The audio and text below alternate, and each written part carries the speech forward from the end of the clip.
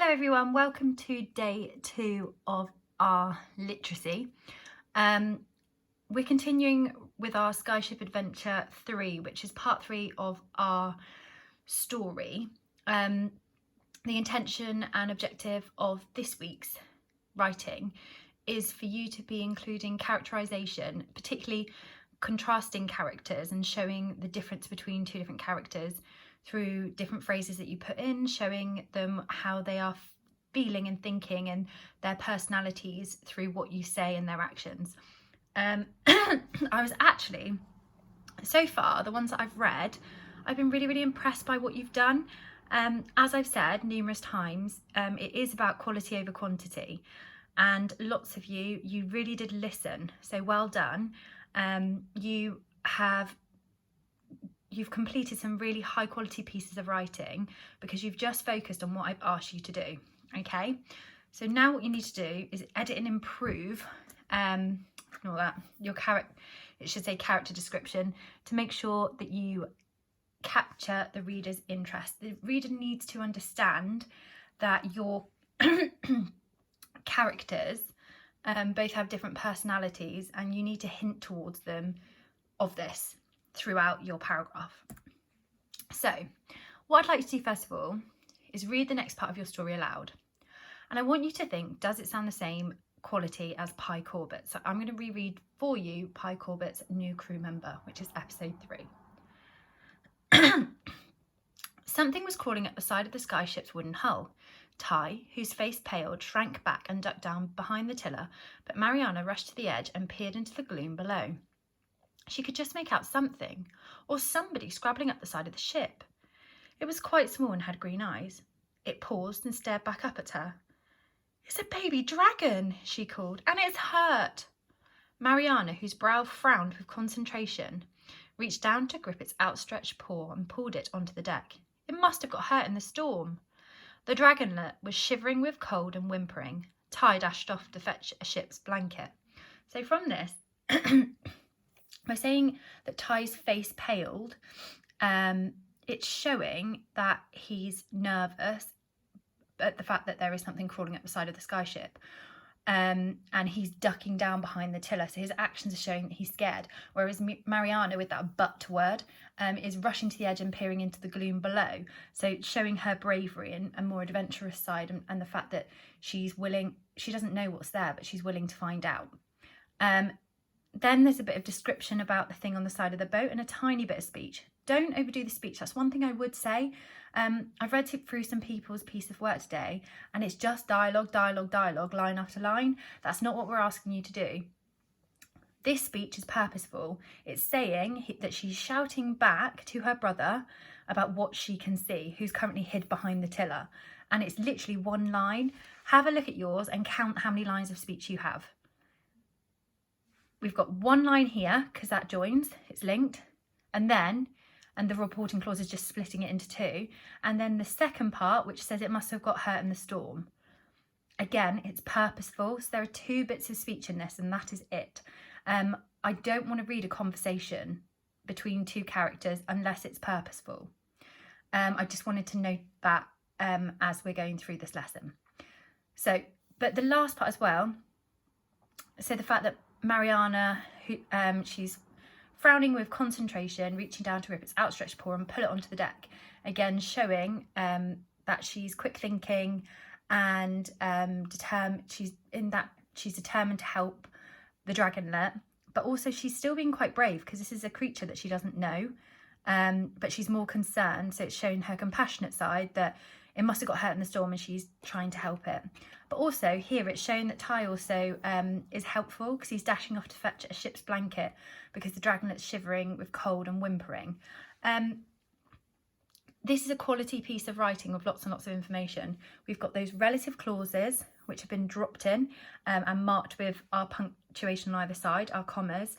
And then we've got the actions of the characters that are showing us what they are like.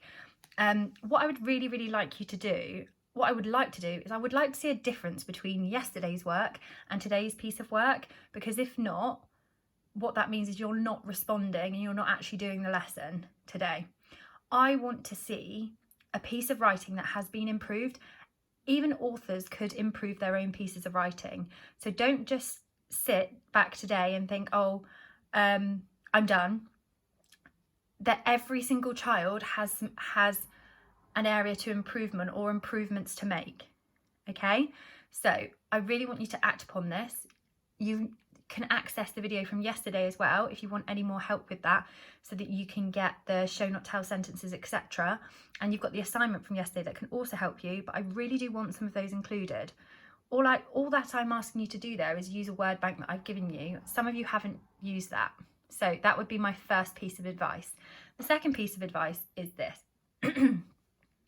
Some of your sentences are like this in terms of quality.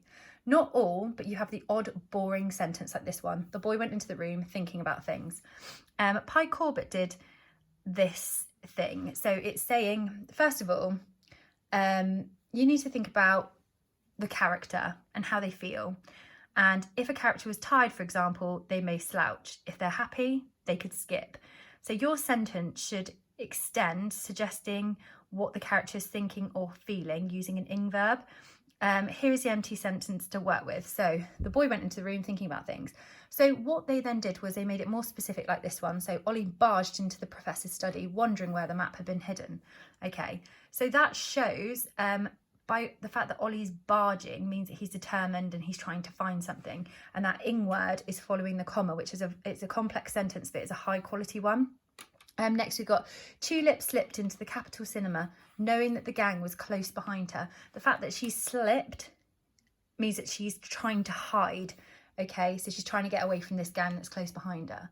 It doesn't just say Tulip hid in the Capitol Cinema, knowing that the gang was close behind her.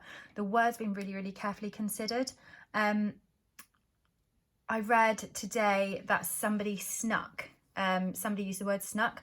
I thought that was a really good word because it shows that the character's a bit sneaky or is hiding.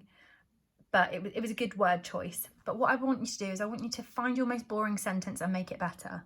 So think, which sentence are you going to improve? Can you use this sentence structure, thinking about your character, an interesting verb and what they're doing, followed by an ing word?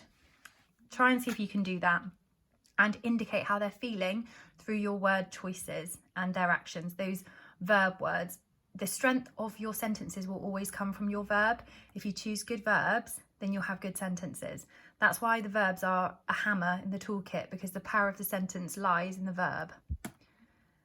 Okay, and lastly, obviously you need to be doing the following things. So this one's the most important. You need to be using accurate punctuation. The other ones are just recap, so using concrete images to describe details. Use your senses, what did you see, hear, etc. Make sure that every word earns its place. Alliteration, similes, metaphors to build pictures. Personification to add atmosphere, so giving that human quality to an object or a thing like wind, and name it. We've spoken about them a lot. You are going to be asked to put your work onto Word. You could do that today. What I would very much suggest is if any of your words or phrases are underlined in blue or red, it means there's a problem, or it's an unknown word, or it's not standard English. It might be because you've written it in speech. So some people have put like PFFT, which is that sound that people make like when you don't believe something's happening. And so I get that that may be underlined in red, but the rest of the words that are underlined in red or blue, there's a reason why they're underlined. If you right click on it, it will tell you why.